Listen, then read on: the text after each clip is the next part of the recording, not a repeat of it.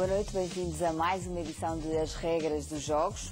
Comigo, e para debater os temas desta noite, tenho João Diogo Manteigas, que já é habitual, Alexandre Mestre, João Cluny e Fernando Veiga Gomes. Começamos o programa de hoje por falar num tema relacionado com os direitos de imagem dos profissionais desportivos, portanto, mais adaptado aos jogadores de futebol, mas pode ser qualquer praticante desportivo. Fernando, que tipo de direito é este? O que é que está aqui em causa? São direitos disponíveis, indisponíveis? Muito boa noite. Este é um tema interessante, cada vez mais na voga, e cada vez vemos mais o valor da imagem do atleta ser valorizado, inclusive relativamente à sua própria remuneração salarial. E há casos, muitos casos conhecidos, de grandes estrelas mediáticas cujo valor é a sua imagem e aquilo que eles ganham, ou que o clube onde eles jogam ganha com a exploração da sua imagem. Vou dar um bocadinho o pano de fundo aqui em termos legislativos sobre esta matéria. Em Portugal existem duas disposições mais ou menos genéricas. Uma na lei do contrato de trabalho esportivo, que diz que os praticantes têm direito a utilizar a sua imagem pública associada à sua prática, ao seu desempenho desportivo. E temos também, no caso mais concreto do futebol, temos o artigo 38 da Convenção Coletiva, que diz que tem uma série de disposições, algumas delas curiosas, mas diz que o direito ao uso e exploração pertence ao jogador. E depois tem, naturalmente, decorre disso que ele pode, durante o período em que tem contrato de trabalho esportivo, pode ceder esses direitos de imagem, nomeadamente ao clube, para a sua exploração. Mas não é por si só um direito que tenha uma componente salarial, portanto, que faça parte do contrato de trabalho desportivo? Não, muitas vezes faz. Tenho essa experiência de, normalmente, posso dizer que na grande maioria dos casos são raros, os clubes querem quase sempre, no contrato de trabalho esportivo aparece uma cláusula ao abrigo da qual o jogador cede os seus direitos de imagem, lá está, ao próprio clube, para que o clube possa fazer campanhas. Portanto, o jogador não pode depois celebrar campanhas publicitárias autonomamente? Sim, cabe ao jogador, e neste caso aos seus representantes, e lá está, depende depois também do valor mediático do jogador, negociar, quando assina o contrato de trabalho desportivo. As grandes estrelas do futebol mundial sabem isso e fazem isso, e têm equipas que tratam de questões como os social media, os direitos de imagem, a exploração dos mesmos, etc. E depois vemos casos curiosos e não é preciso falar em marcas, mas temos muitas vezes jogadores que, por exemplo, jogam num determinado clube que é patrocinado por uma marca de equipamentos, por exemplo, e são estrelas de marcas completamente no oposto e que são concorrentes das marcas que eles representam nos clubes. Portanto, isso muitas vezes é separado. As marcas desportivas de exatamente, isso acontece muitas vezes. E outras, existem muitos casos. Depois, só para acabar aqui o enquadramento e para introduzir o tema, o direito de imagem, aquilo que é o direito de imagem coletivo, portanto o direito de todos os jogadores, esse pertence ao clube ou à SAD. Portanto, está previsto na Convenção Coletiva. E por fim, a exploração comercial da imagem do coletivo profissional pertence aos sindicatos dos jogadores profissionais de futebol. E, portanto, temos o caso, por exemplo, das cadernetas de cromo, onde esses direitos pertencem, por disposição da Convenção Coletiva, pertencem ao sindicato dos jogadores profissionais de futebol. Portanto, o enquadramento é este. Sim, são receitas do sindicato. Portanto... João, para um jogador como, por exemplo, o Cristiano Ronaldo, compensa assinar com um clube cedendo os seus direitos de imagem ou parte dos seus direitos de imagem? Muito boa noite. Como o Fernando estava a dizer, a questão que se coloca é, normalmente, os jogadores mais mediáticos conseguem negociar este direito, evitando ficar sem os seus direitos de imagem pessoais. Ou seja, como o Fernando disse bem, temos aqui dois tipos de direitos. Temos direito de imagem enquanto grupo, enquanto incluído na equipe, e esses sim são do clube, não há dúvida. Depois temos os direitos de imagem individuais, que, conforme a notoriedade do jogador, é mais fácil ou menos fácil ao jogador conseguir ou melhores contrapartidas para os ceder aos clubes ou garantir que os consegue manter. Pelo menos em parte. Pelo menos em parte, mas os jogadores com um grande estatuto, que recebem quantias quase mais superiores no caso dos direitos de imagem, inclusive em relação à sua remuneração laboral, acabam por preferir ficar com os seus direitos de imagem, porque de facto a contrapartida é enorme. Só aqui uma pequena chega àquilo que o Fernando estava a dizer. Uma das curiosidades do artigo 38 da Convenção Coletiva de Trabalho, celebrado entre o sindicato e a Liga, é de que o sindicato tem direito, isto estava em escudos, a 200 mil escudos, por cada jogo que fosse transmitido em canal aberto, o sindicato receberia 200 contos a pagar pelo clube visitado no decurso do mês seguinte àquele em que se realiza o jogo. Ou seja, cada jogo que exista em canal aberto, agora não há essa sorte. A receita diminuiu brutalmente, mas garantiu uma receita interessante para o sindicato. Peço desculpa, sem o dever de redistribuir esse montante. Exatamente, que é extraordinário. A convenção aí fica no sindicato. Agora, o que se nota, e eu acho que é também preciso ter alguma atenção neste ponto, é que os direitos de imagem dos jogadores, nem todos os jogadores têm... Todos têm direitos de imagem, mas a sua imagem não tem o mesmo valor. E há jogadores que praticamente não retiram qualquer espécie de remuneração dessa cedência desses direitos de imagem. Em Portugal... compensa alienar ao clube? Na maior parte dos casos, sim. O que se passa é que, tirando os jogadores muito conhecidos, que às vezes conseguem ter alguns contratos com marcas de produtos desportivos, e muitas vezes até é interessante que os contratos têm algumas regras de remuneração que depende daquilo que aconteceu durante o jogo. São ingêneros. Muitas vezes são ingêneros, e quando não são, a remuneração depende daquilo que o jogador fizer em campo, os troféus que ganhar, os golos que marcar. Sim, portanto, no caso em que são ingêneros, por exemplo, se houver uma parte que tem sido dividida, tem que ser partilhada com o clube, como é que se partilha? Eu acho que nesses casos os clubes não têm especial interesse em ficar com esses direitos. Mas de resto, acontece muitas vezes de facto serem produtos. Acontece já agora só em relação a isto. É normal nos contratos de trabalho desportivos estar previsto que o jogador tem que usar a indumentária, o equipamento, enfim, que o clube lhe fornece. E normalmente estão sempre ressalvadas as botas de futebol. Normalmente, portanto, as botas são usadas, as botas são usadas, os jogadores são... patrocínio que o clube tem diretamente, individualmente. E normalmente os jogadores que têm, normalmente têm contratos, enfim, que muitas vezes os acompanham vários anos, e vão mudando de clube e mantêm esse tipo de contratos, e normalmente são sempre ressalvadas a questão das botas de futebol. Enfim, acho que é um instrumento de trabalho. Uma outra questão as luvas. Exato. Mas uma outra questão que o Fernando abordou, que é muito interessante, que é o caso dos clubes que têm determinados patrocínios e que os jogadores individualmente têm patrocínios de marcas concorrentes. O que se vem notando em alguns clubes, na medida em que não podem impedir os jogadores de ter os contratos já têm celebrados que os cumpram, é impedi-los, ou pelo menos salvaguardar que os jogadores não podem renovar ou fazer novos contratos contra marcas concorrentes com os clubes. É a única forma de tentar, de facto, evitar situações... Desde que o jogador o aceite, estamos a falar, normalmente isto quando acontece, estamos a falar de jogadores que não estão, e eu acho que às vezes é importante ter noção que são jogadores que não estão a negociar com o clube numa posição muito inferior. E, portanto, muitas vezes chega-se a um acordo em que se é compensado por essa cedência. E o que eu noto é há uma tentativa de evitar situações criam alguns problemas, como sejam os jogadores aparecerem, como o Fernando estava a dizer, com marcas... Mas isso aconteceu sempre. Aconteceu, e por isso os clubes agora tentam para exponenciar os seus patrocínios. Nas seleções nacionais isso acontece. Sim. Um bocadinho diferente ainda assim. Mas para tentar potenciar os seus patrocínios, os clubes estão a tentar negociar, mesmo que pagando ao jogador um pouco mais por essa cláusula, para tentar evitar situações de, claro, conflito de interesses. João, só aqui para as pessoas perceberem um bocadinho aquilo que consideramos um direito de imagem individual e um direito de imagem coletivo. As camisolas, por exemplo, de jogo de um jogador do Benfica, de um jogador do Real Madrid, a receita da venda dessas camisolas é sempre para o clube. Mas é perfeitamente negociável, pelo menos no início de um contrato. Acredito perfeitamente que o Ronaldo, por exemplo, tenha direito a uma porcentagem na venda de merchandising a seu nome relacionado com o Real Madrid. Aliás, é uma das formas de ter negociação.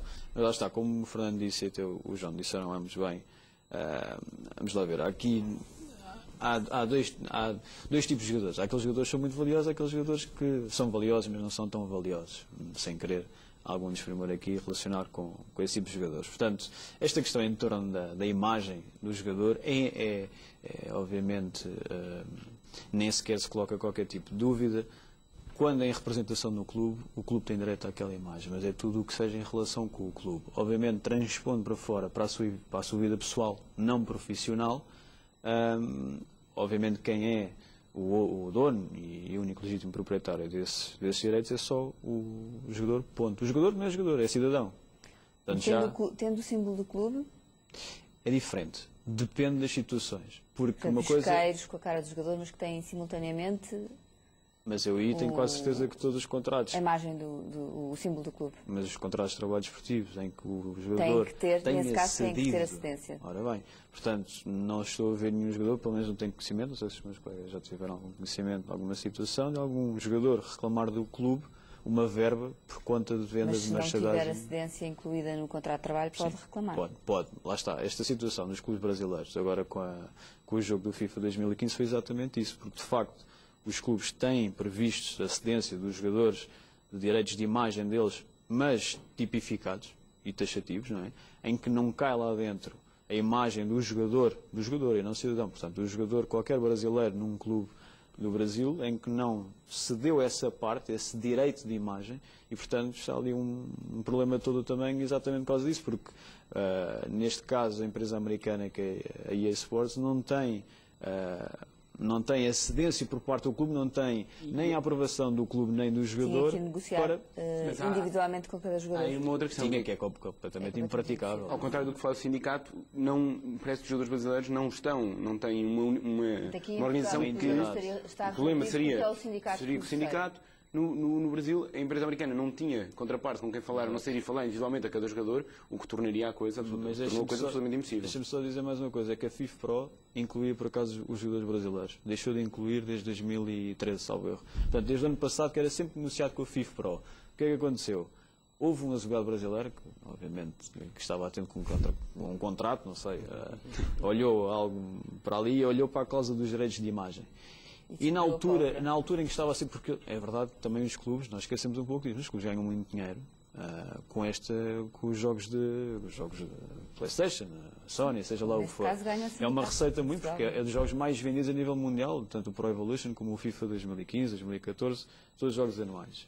E o que é verdade é que isto nunca se colocou, porquê? Porque, de facto, os jogadores, a nível pessoal, cederam à FIFA Pro, em todos a nível mundial, essa possibilidade de negociação perante qualquer empresa que quer esses direitos de imagem. Porquê? Porque nós estamos a falar de imagens nos videojogos da cara, tudo o que não seja relacionado com um clube, as modificações dos jogadores, etc.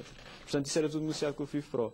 O que é verdade é que aquilo terminou o ano passado, salvo erro, e agora um advogado aparentemente deparou-se com um contrato em que o jogador ou tinha sido afastado do clube ou colocou essa questão com o clube, pretendia uma verba qualquer, e de facto, quando se olha para o contrato de trabalho desportivo desse jogador brasileiro com o clube brasileiro, não constava nos direitos de imagem e previsão relativamente aos videojogos. E, portanto, o que se coloca aqui é que ele notificou de imediato o clube, notificou a empresa, e há para aqui uma confusão enorme. Porquê? Porque imediatamente a FIFA Pro veio dizer que também já não representa os jogadores brasileiros a esse nível e, portanto, basicamente isto resultou em 300 cartas de notificações para clubes e empresas americanas para exigir os direitos de imagem, até porque, repare-se bem, não obstante a Série A, salvo erro, do futebol brasileiro não estar no jogo, neste caso é o FIFA 2015, este sendo um direito pessoal e intransmissível, e, portanto, sem também sujeito a qualquer tipo de prescrição, podem os jogadores brasileiros em anos anteriores vir reclamar desses direitos. Portanto, está aqui um imbróglio bastante complicado e não me parece, acho eu, pelo menos, a retirada da Série A do Brasileirão foi imediatamente a melhor tomada de decisão que a EA pode ter feito. Mas isto não implica que não possam vir exigir direitos anteriores. Num caso deste, Alexandre, quem é que é responsável? Bom, como aqui foi dito pelo João e bem, o cerne da questão, a meu ver, está na questão de se tratar de um direito de personalidade. E, nesse sentido, a titularidade é do jogador. Ele tem que consentir na transmissão da exploração do seu direito de imagem.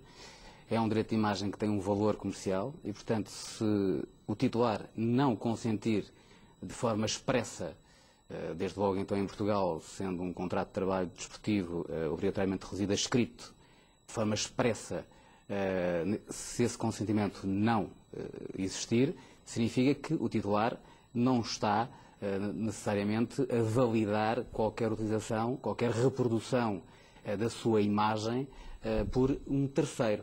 Se esse terceiro o faz, fala de forma inválida, de forma ilícita, de forma ilegítima. Nesse sentido, naturalmente, o jogador tem toda a legitimidade para se indicar uma situação destas.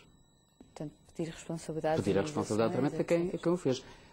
Segundo percebi, neste caso, havia uma das situações que era não estava previsto o consentimento para a reprodução da sua imagem, a exploração da sua imagem em sede desse mesmo jogo de computador. Não estando previsto, não podia ser feito. Porque nós tocamos aqui acho que foi o Fernando que tocou aqui muito responde numa coisa que é extremamente importante neste tipo de relação entre o jogador e o clube ou com terceiros. Relativamente aos direitos de imagem, digo. Porque, de facto, é muito fácil nós conseguirmos ter em mente quando é que o jogador está em representação do clube, mesmo quando não está ou nos treinos, ou nos jogos, seja quando for, quando vai, por exemplo, às conferências de imprensa, ou quando vai fazer, sei lá, dar autógrafos para a Sportzone, seja lá quando for. Mas, de facto, confunde-se um pouco depois quando é patrocinado pelas tais marcas a nível pessoal. Por exemplo, eu posso estar aqui no Benfica, eu sou patrocinado pela Adidas, mas depois a Nike patrocina-me a nível pessoal a imagem. E acontece muitas vezes que os jogadores, para evitar entrar nessa situação de conflito, exigem que o anúncio ou o ato de comunicação social que vai ser transmitido para patrocinar, para a exibição, por exemplo, de um relógio, imaginamos, quando é uma marca que está a patrocinar o clube, o jogador exige que não seja só ele a estar presente. Porque, de facto, imaginemos um caso de um jogador que tem patrocínio com uma marca de um relógio e o clube tem um patrocínio de outra marca que é concorrente. O jogador, muitas vezes, o que exige nos seus contratos é: muito bem, os senhores têm os meus direitos no que respeita a uma marca vossa, eu tenho lá presentes mais 2 ou 3 colegas de equipa para se perceber que que é o clube que está a ser representado ali e não... E eu penso que, nesse momento de negociação, é evidente que até pode dar-se o caso do clube consentir, mas vamos pensar na vigência de um contrato 3, 4 épocas. Pode surgir, a determinada altura, uma outra marca de um outro produto, de um outro setor. E ainda assim, o jogador vai a uma sessão pública, assina esse mesmo contrato. A fronteira com a concorrência desleal, a meu ver, às vezes é um pouco estreita, porque mesmo que não se preveja no contrato que o jogador não pode celebrar contratos com concorrentes dos patrocinadores do clube, mesmo que isso não seja expresso no contrato individual de trabalho do jogador com o clube SAD, fazendo o jogador, a meu ver, está um pouco na fronteira da concorrência desleal.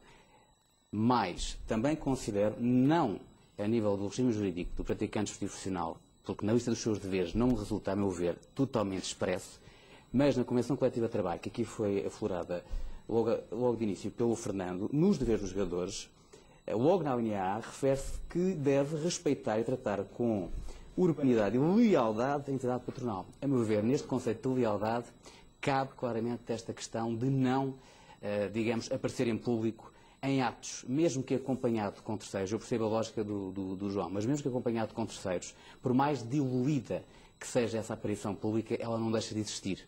E o público está lá a percepcionar. Mas se o jogador e o tem seus direitos de imagem... investimento no patrocinador oficial, muitas vezes, é muito forte. E por isso é que ele é oficial. É um investimento fortíssimo.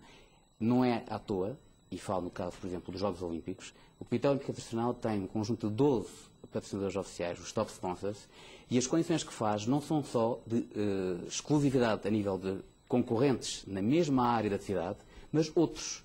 Porque sabe que, inclusive, o valor comercial é depreciado à medida que se consegue ir sobrando contratos. Mas ao limitar-se, se o jogador não aliena ao clube os seus direitos de imagem e depois se vê limitado na livre capacidade de negociação dos seus patrocinadores porque colidem com os patrocinadores do clube, existe aqui... Eu percebo, mas o jogador também tem que saber, lá está, os deveres de lealdade que tem para com... Não ignora, quando assina o contrato, que está vinculado à lei e à Convenção Coletiva de Trabalho, que foi assinada entre a Liga em Portugal e o Sindicato dos Jogadores Profissionais de Futebol. Não pode ignorar isso, como não pode ignorar também esta questão, a meu ver, da concorrência desleal.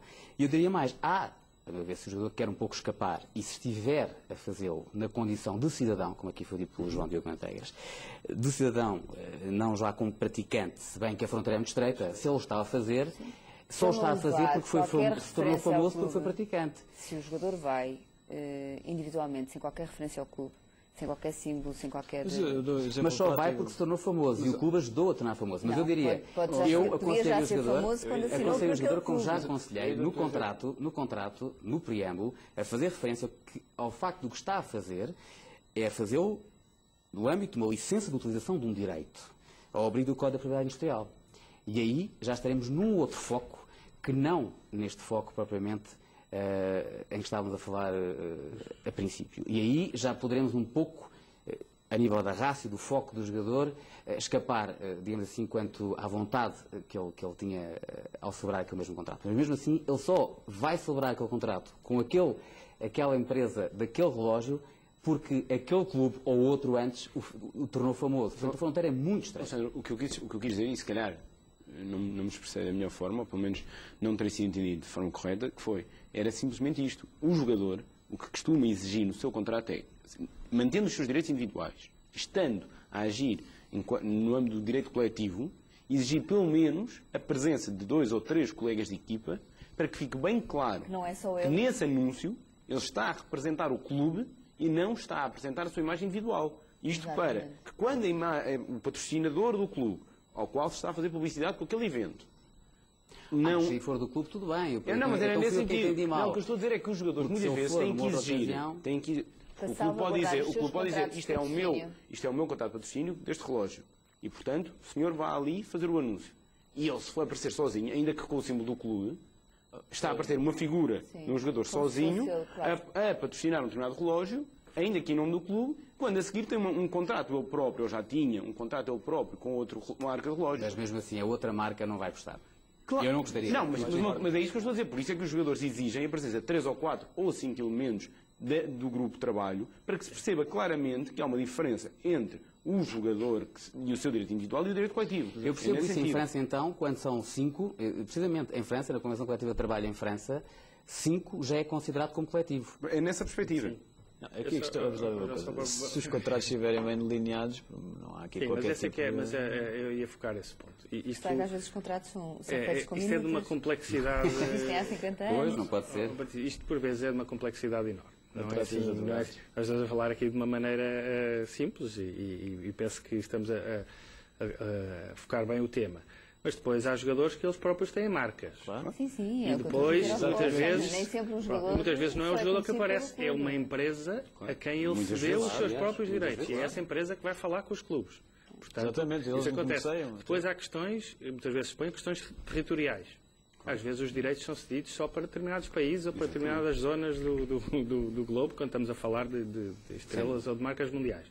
Portanto, tudo isto gera aqui. Depois há questões que têm a ver, muitas vezes não é associada à imagem, vêm subdireitos de imagem, vá lá, que têm a ver com a voz, o nome, enfim, uma série de assinatura. Portanto, isso tudo são aspectos que são difíceis de trabalhar. Portanto, além do emblesh marketing também, às vezes, claro. Por causa do tal patrocínio que se tem, o clube tem a Nike e o jogador tem a Adidas, às vezes o jogador de forma subreptícia tem que de repente tirar a sapatilha e mostrá-la para o ecrã, subreptícia entre aspas, para, já ocorreram situações destas, não é? Há marcas que aproveitam até as contratações de jogadores para determinados clubes para poderem começar de alguma forma a tentar moldar-lhes a cabeça para mudarem o patrocínio. Mas voltando aqui um bocadinho atrás, por acaso, só para clarificar, porque há uma coisa que eu não concordo, se é isso que quiseste referir relativamente à linha ténue entre o direito pessoal e o direito de representação. Eu vou dar o caso do Ronaldo. O Ronaldo, no Real Madrid, salvo erro, que ainda é patrocinado pela Adidas, acho eu. E o Ronaldo é patrocinado pela Nike, a nível pessoal. Portanto, e o Ronaldo um dia está em casa, ao final do dia apetece-lhe correr pela rua. E vai todo equipado de Nike, não é? Porque é a Nike que o patrocina. Não me parece que aí, acho eu, não me parece aí que o Real Madrid possa fazer alguma coisa porque Também não me está, parece que não Que está em pode. representação do clube. Ok, é verdade que está ligado ao clube contratualmente, assume um patrocínio da Adidas relativamente a tudo o que estiver relacionado diretamente com o clube, não a nível pessoal, quando está fora. Só para te dar um exemplo muito simples em relação ao Cristiano Ronaldo. Como é óbvio, ele até é patrocinado por uma marca de automóveis, por exemplo, que é a imagem dessa marca de automóveis. Mas ele, enquanto jogador do Real Madrid, Obrigado a usar. ele tem que ir de casa para o trabalho e do trabalho para casa, como se costuma dizer, tem que utilizar um carro de uma determinada marca. Certo. E não pode ser visto nem fotografado naquele percurso com outro carro que não seja aquele, por exemplo. Portanto, aqui terá havido um acordo, Exato. não é? Terá havido uma negociação, e disse, sim senhor, eu aceito. Isso porque é coletivo e porque todos os jogadores, aliás, fazem sempre uma cerimónia todos os anos de entrega das chaves do carro. Eu também não me importava. Mas Só caso é para o poder trabalho. escolher, exatamente. Mas só obrigado, portanto, ele provavelmente ressalvou isso dessa. Mas lá está. Aí é que está aí é que reside a grande diferença. É que uma coisa é ter tudo, quando se trata de jogadores, como o caso do Ronaldo, está tudo bem detalhado. É raro ver aqui. Mas, ó João, desculpa interromper, não podemos ser tão Mas o Ronaldo perentórios não é quando... conhecido por causa do Real Madrid. Apesar do Real Madrid também não ser conhecido Sim, por mas causa é do conhecido Ronaldo. pela sua prática desportiva. E o exemplo que o João acabou de dizer é precisamente ele sai de casa e vai correr. Diferentemente era se o Ronaldo aparecesse num programa televisivo de concurso de cozinha, vamos supor, não é? Em que ele ia cozinhar. Era um concorrente de um concurso de cozinha e aparecia vestido com a Nike. O ato que ele estava ali a praticar não era um ato diretamente conexo com prática desportiva enquanto tal. Diferentemente de uma situação em que ele está a correr, algo que, aliás, de que ele é bastante conhecido ao ponto de correr ao lado do Usain Bolt, em que ele está a correr ainda num horário em que até é conhecido por, muitas vezes, fora do horário de trabalho, e o horário de trabalho no caso do Ronaldo e dos praticantes profissionais, que também é muito discutível, em que ele está a correr. A fronteira é muito estreita, mas lá está. Tem que ser ao detalhe, como disse o Fernando, as coisas são negociadas e temos que ir ao detalhe, ver como é que os contratos foram... O Cristiano Ronaldo devem estar bem feitos, não é? Muito João? bem. E são muito bem pagos também, de certeza. Só para ter uma ideia, quer dizer, pelo que saíram os números aqui, salvo erro, na marca, há uma semana ou duas, sobre os valores que estamos a falar. E o Cristiano Ronaldo, salvo erro, ultrapassa os 70 milhões de euros de ingressos, como dizem os espanhóis. Apenas uma parte disso será o salário dele enquanto jogador do Real Madrid. Quer dizer, se calhar ele ganha 10 ou 12 milhões de euros como jogador do Real Madrid e os outros 60, mais de 60, são direitos de imagem. Portanto, Nem mais, e a cláusula de rescisão dele aumentou exponencialmente, de acordo com as notícias no último contrato que assinou. Na Precisamente véspera, por causa- dizia-se que a cláusula de rescisão era X, não sei, haverá aqui quem sabe melhor do que eu, mas que a cláusula era X e passou a ser X mais Y de um dia para a noite, aparentemente devido à questão dos direitos de imagem. Mas lá está, são contratos que nós não conhecemos, ao contrário dos contratos que são depositados, registados nas ligas e Vamos federações. agora para interromper-vos para um breve intervalo. Voltamos já para a segunda parte deste programa.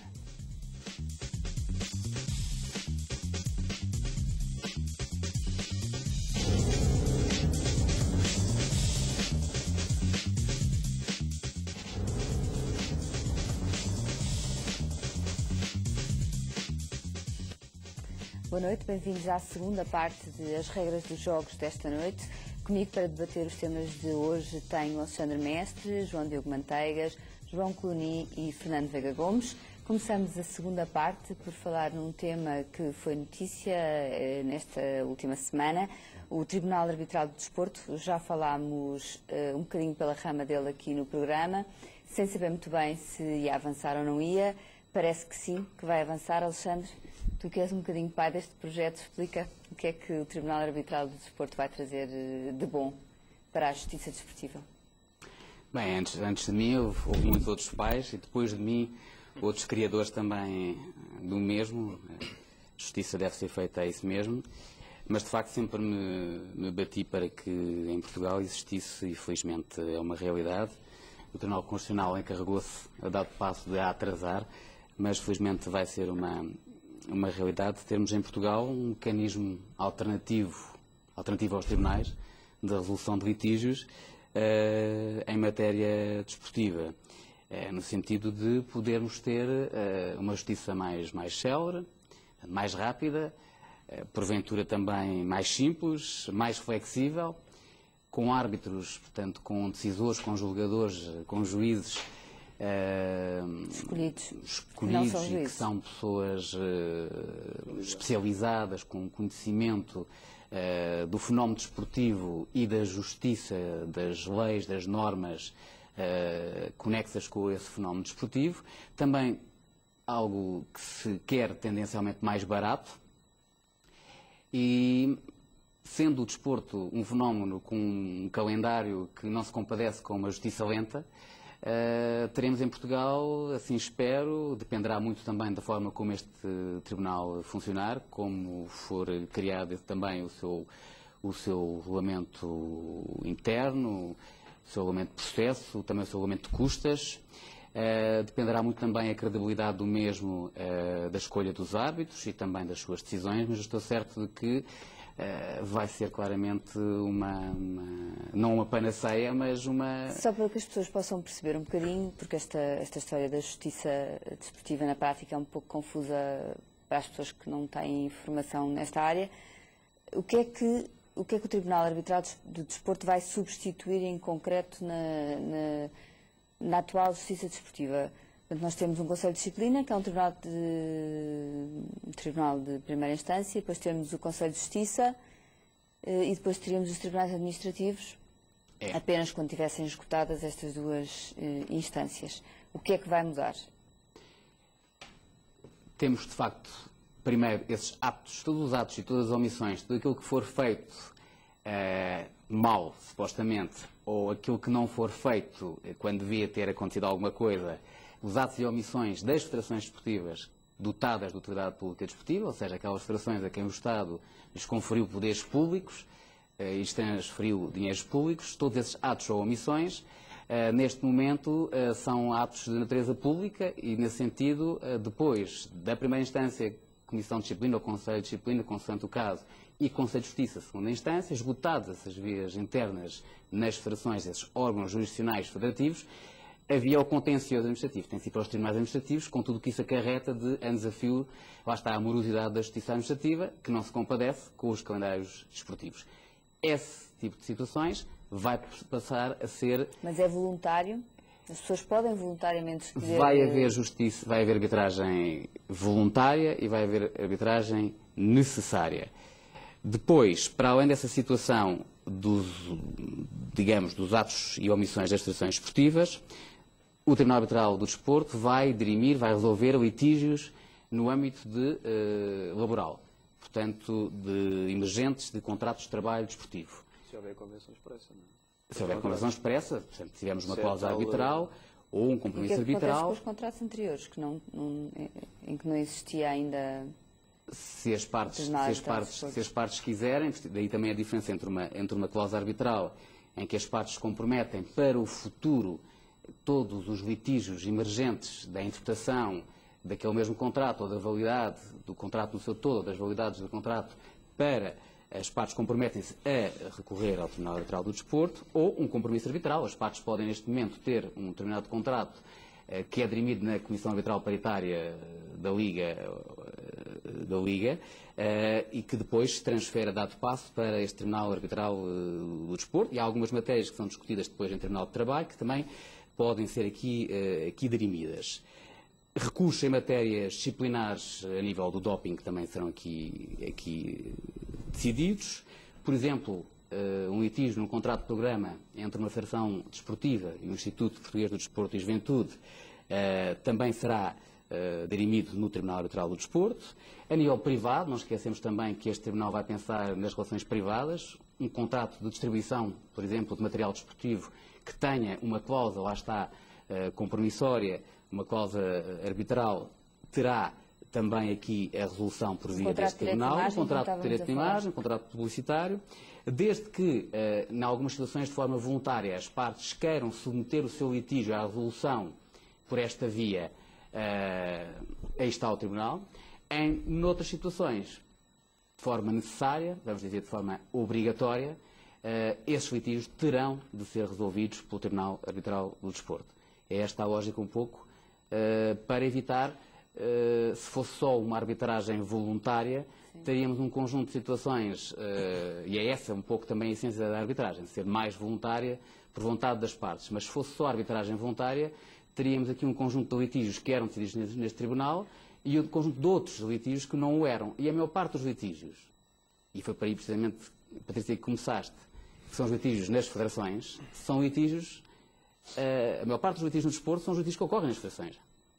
E são litígios de natureza pública e são litígios que se decidem nos tribunais administrativos. Se não conduzíssemos para este tribunal arbitral esse tipo de litígios, teríamos uma grande parte dos litígios continuando em sede administrativa. Essa é a razão pela qual, por exemplo, em Espanha, e eu estive há uns anos na comemoração dos 10 anos do Tribunal Arbitral do Desporto espanhol, que tinha meia dúzia de casos para poder apresentar, precisamente porque em Espanha também as federações exercem poderes públicos. Fernando, um exemplo assim de um caso que tenha demorado imenso tempo e continue embrulhado, ou que já tenha sido resolvido, mas que tenha estado muito tempo embrulhado? Este caso das eleições da Liga, que demorou imenso tempo, podia ter sido um caso onde poderia ter havido recurso para o Tribunal Arbitral. Teria havido vantagem em existir já o Tribunal Arbitral? Sim, agora isto tudo nós não sabemos exatamente, isto ainda está em processo de instalação. Não sabemos exatamente o que... No primeiro trimestre de 2015 é possível que dizem, mas vamos ver como é que funciona, vamos ver quais os árbitros. Parece-me também, a lei limita um pouco, porque diz que são um máximo de 40 árbitros. Eu acho que com estas competências que o Alexandre referiu, que são bastante abrangentes, e pensando nomeadamente em termos de futebol, nós verificamos aqui um esvaziamento quase por completo das competências do Conselho de Justiça, no caso da Federação. Portanto, tudo o que for decidido pelo Conselho de Disciplina irá, quer dizer, pelo menos as pessoas têm essa possibilidade, não é? Ou prosseguem na via federativa e continuam para o Conselho de Justiça, se bem que a jurisprudência do Conselho de Justiça, enfim, é um pouco criticável, não tem sido de grande qualidade nos últimos anos, ou então procuram uma outra via para resolver o litígio e recorrem para o Tribunal Arbitral. Nesse caso, parece-me que a quantidade de processos, e nós estamos a falar só de futebol, estamos a falar de todas as outras federações, acho pouco, tantos desportos, tantas federações, só 40 árbitros, estamos a falar de, sei lá, se calhar, quer dizer, só podem estar pendentes, e ainda para mais, os árbitros têm que ser, na maioria dos casos, serão 3 árbitros a decidir os litígios. Portanto, estamos a falar, se calhar, pouco mais que uma dúzia de casos pendentes no Tribunal Arbitral, o que me parece, ou então aqueles juízes com muitos casos e não fazendo mais nada senão trabalhar para o Tribunal Arbitral. Parece-me que por aí falhou um pouco, mas veremos qual é que será a capacidade de resposta. E depois, já aqui foi também falado um pouco, o regulamento de custas é algo de extremamente importante. Nós temos, eu sei isso de experiência profissional, de clubes de segunda Liga e mesmo clubes de primeira Liga, falando em futebol, que têm dificuldade em pagar os recursos para o Conselho de Justiça da Federação porque custam 2 ou 3 mil euros e eles não têm essa capacidade. E, portanto, preferem muitas vezes ignorar o problema e sentindo até que queriam que se fizesse justiça e que tinham razão em determinado assunto, pois eles preferem não recorrer porque 3 mil euros é o ordenado de 2 jogadores e têm dificuldades para cumprir com as suas obrigações e muitas vezes não recorrem. Portanto, espero que haja aqui um pouco de bom senso na definição do regulamento de custas e que não só os clubes, mas também atletas, pessoas individuais podem recorrer para o Tribunal Arbitral, portanto não deve haver apoio judiciário, portanto todas essas questões devem ser salvaguardadas. Justiça na atribuição dos custos. Claro. Portanto, tudo isso, para que todos enfim, aguardamos com bastante curiosidade. João Diogo, que tipo de pessoas é que vão ser estes árbitros? Bom, eu gostava também de entrar por aí. O ponto número 1, e acho que é fundamental, o Fernando já disse bem, acho que é a maior preocupação que o Tribunal deve ter, tem a ver com os custos, obviamente, porque se forem desmesurados e tendo em conta até a realidade do desporto em Portugal, nós sabemos praticamente que todos nós sabemos que não é muito famoso e, portanto, esse deve ser o primeiro ponto e o mais essencial. O segundo tem a ver exatamente com as pessoas que vão decidir.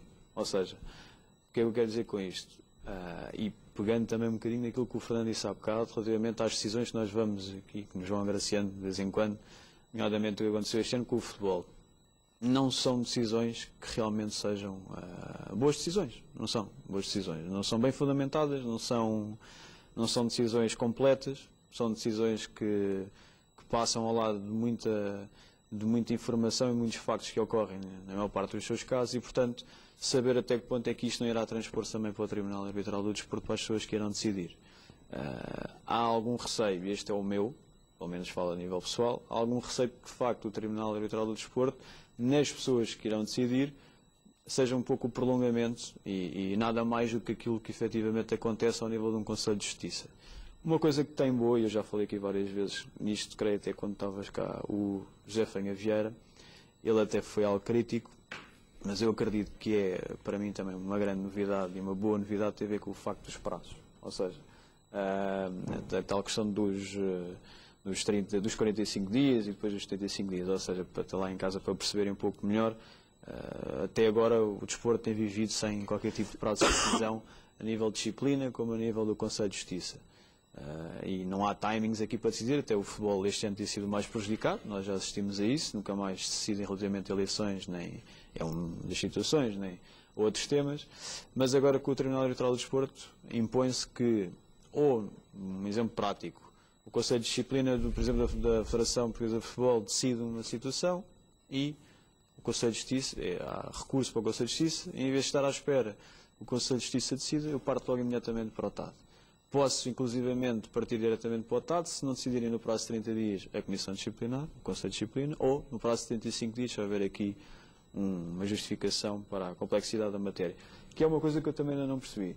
Ou seja, isto já foi falado também aqui no programa, mas ninguém soube responder. Isto é uma decisão, desculpe interromper, esta solução que acabaste de descrever foi uma solução recente, foi uma alteração introduzida mas no último ano. O que eu gostava de perceber é, e aqui há não sei, não me parece muito conclusivo, não me parece muito expresso, tem a ver com o facto de, vamos imaginar, por exemplo, que o Conselho de Justiça entende que há uma complexidade na matéria, em que tem que decidir, tem que resolver, como é que eu sei dessa matéria, dessa complexidade? Sou notificado antes da complexidade, sabendo que eles terão que decidir dentro daquele prazo, ou eu, porque reparem numa coisa, imaginando, por exemplo, que o Conselho de Justiça decide exatamente no último dia do prazo através daquela complexidade.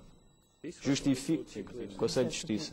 Mas neste caso, eu saberei antes, ou terei que saber, ou entendo que tenho que saber da complexidade do processo antes, para já estar a par que ele vai demorar a decidir dentro daquele prazo. Ou só no final é que, com a saída da decisão, e com a tomada da decisão, e com a publicação da decisão...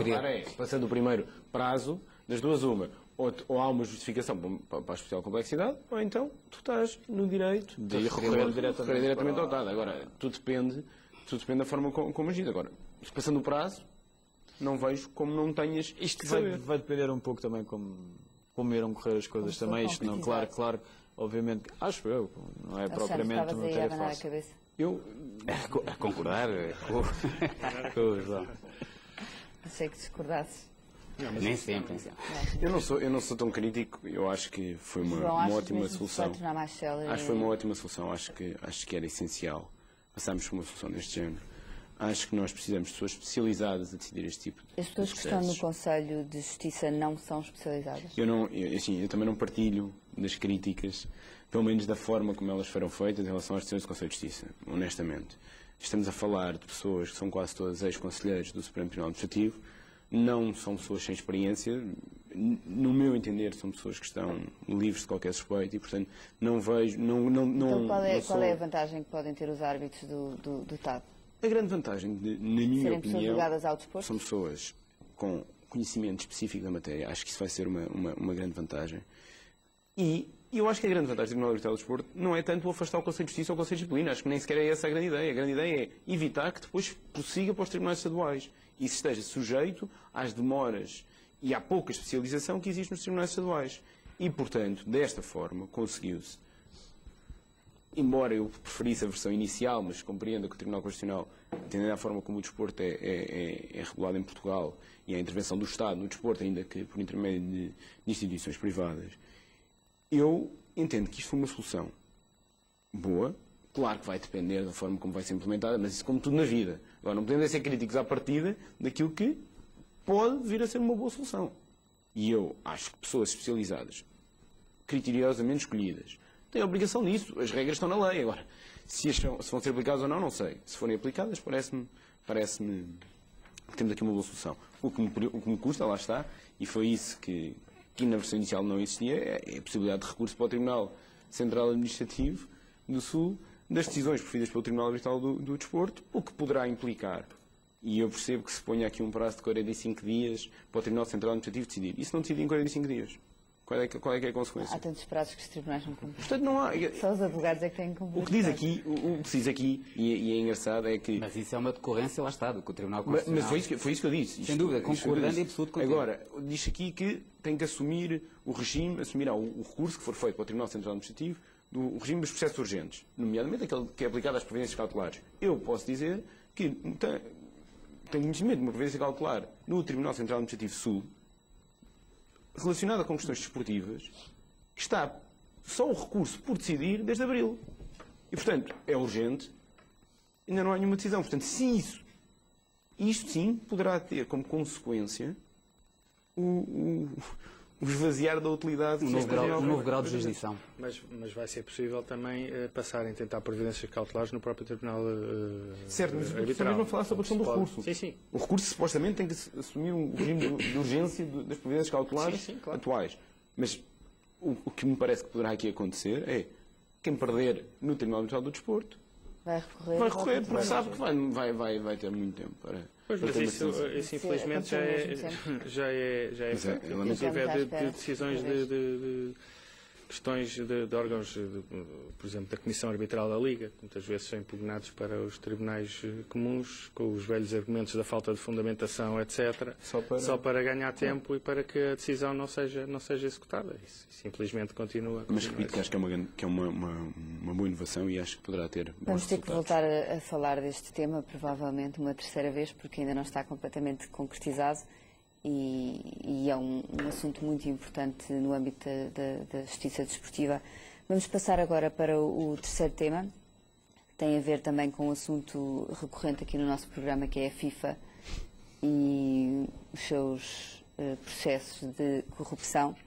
A semana passada, Michael Garcia, que foi encarregue pela FIFA de elaborar um relatório relativamente à escolha dos mundiais, do local para celebrar os mundiais de 2018 e de 2022, tornou público que manifestou a sua opinião de que o relatório que elaborou deveria ser tornado público. Alexandre, estando em causa um processo relacionado com corrupção, não seria importante que este relatório fosse divulgado?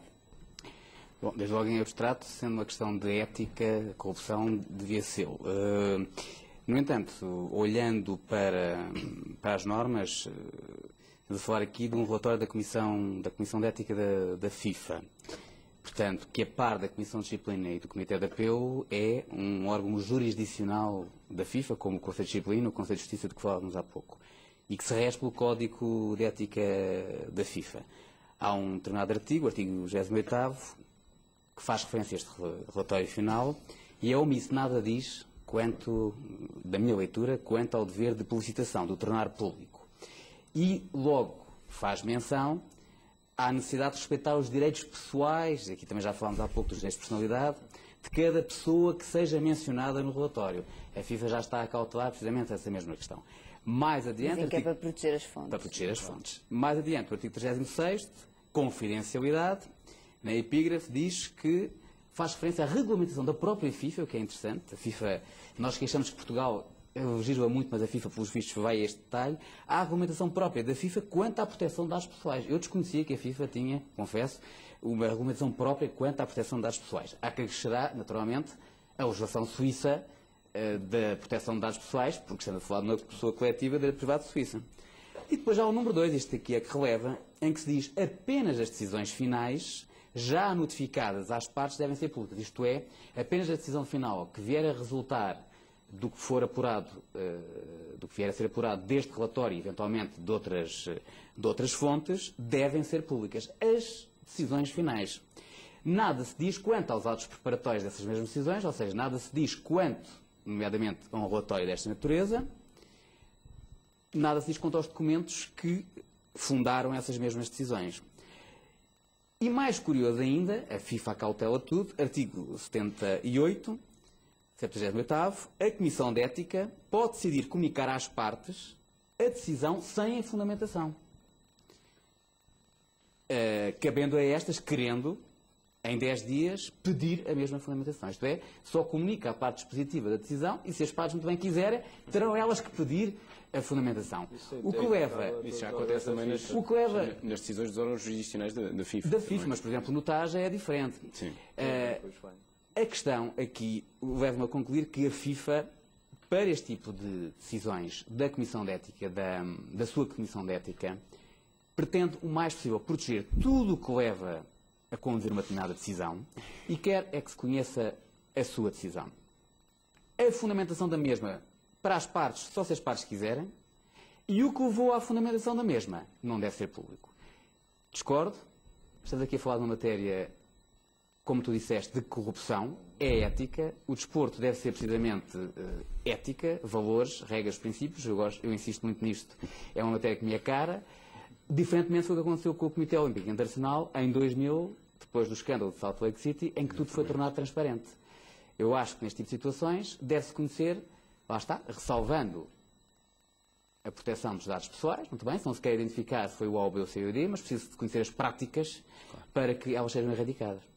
João Cunha, portanto, havia uma possibilidade de se divulgar todo este relatório sem se violarem as regras. Não, isso parece-me mais ou menos claro. Não sei como é que o relatório está feito, mas admito que não é muito difícil evitar publicar ou apagar a referência às fontes e pontos que permitam eventualmente identificar essas fontes e divulgar as conclusões principais do relatório. Acho que só isso, pelo menos, deveria ser possível. Faço aqui notar uma coisa que, não querendo tirar a gravidade à situação e não querendo tirar a importância, pelo menos do ponto de vista ético, que o relatório fosse tornado público, há uma grande diferença entre a FIFA e a Federação Portuguesa de Futebol. É que a FIFA é uma entidade absolutamente privada, rege-se por si própria.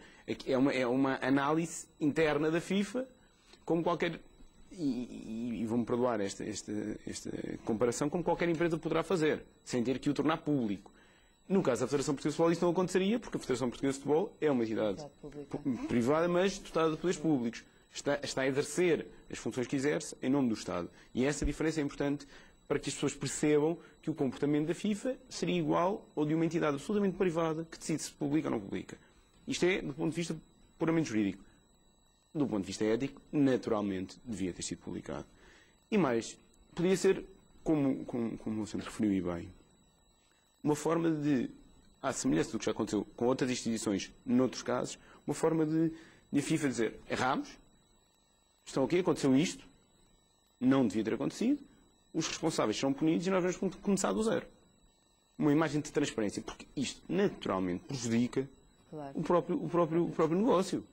Quer se queira, quer não. Fernando, mais uma vez a FIFA? Bem, mais uma vez, estamos a falar de um assunto que, das escolhas da candidatura, das escolhas da Rússia e do Qatar, para os Mundiais de 2018 e 2022. Estamos a falar de uma escolha que foi feita em dezembro de 2010, portanto há quase 4 anos, de um relatório que demorou 1 ano e meio a preparar, que tem, salvo erro, 430, eu tomei nota, mas não tem 430 páginas, onde está muita coisa. Estamos a falar de 2 negócios que valerão certamente mais de 4 bilhões de euros cada um, a julgar pelo que foi o campeonato do mundo do Brasil, que teve um retorno, vá lá, de cerca de 4,4 bilhões, portanto a tendência é sempre para aumentar, portanto naturalmente a Rússia será ainda mais e a Qatar ainda mais. Portanto estamos a falar de uma rede enorme de interesses absolutamente à volta disto. Portanto, isso é que é preciso... Não interessa. Pois, essa é que é a questão. Eles já admitiram, a própria FIFA já admitiu publicar um sumário. Exatamente. Portanto, não publicar o relatório integral, mas publicar um sumário... Que eu julgo é uma solução... Sim, é uma solução é um compromisso intermédia e é provavelmente o que...